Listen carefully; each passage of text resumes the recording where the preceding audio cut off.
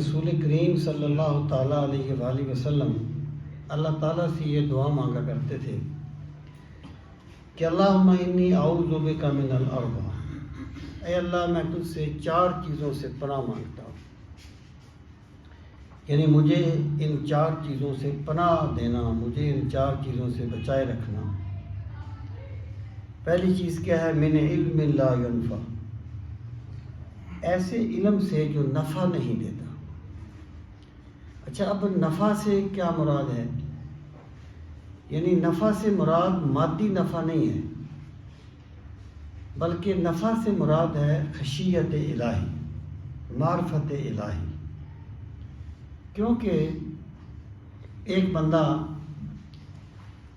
جو علم سے بگاڑ پیدا کرتا ہے اور اپنے علم کو فساد کا ذریعہ بناتا ہے، اس کو بھی کوئی مادی فائدہ تو ملتا ہے نا، وہ مراد نہیں ہے، بلکہ اس سے مراد ہے اللہ تعالیٰ کی خشیت۔ جیسے کہ اللہ تعالیٰ نے فرمایا انما یخشی اللہ من عبادہ العلماء، کہ اللہ تعالیٰ سے صرف علم والے ڈرتے ہیں۔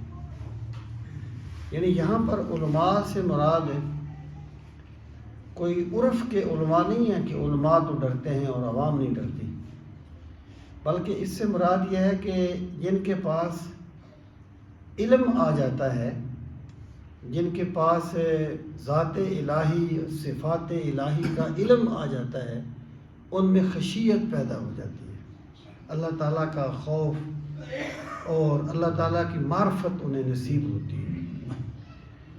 حضرت ابن مسعود رضی اللہ تعالیٰ عنہ فرمایا کرتے تھے کہ لوگوں، علم جو ہے وہ زیادہ روایات کرنے کا نام نہیں ہے، بلکہ علم ایک نور ہے جس کے ساتھ اللہ تعالیٰ بندے کے سینے کو منور کر دیتا ہے۔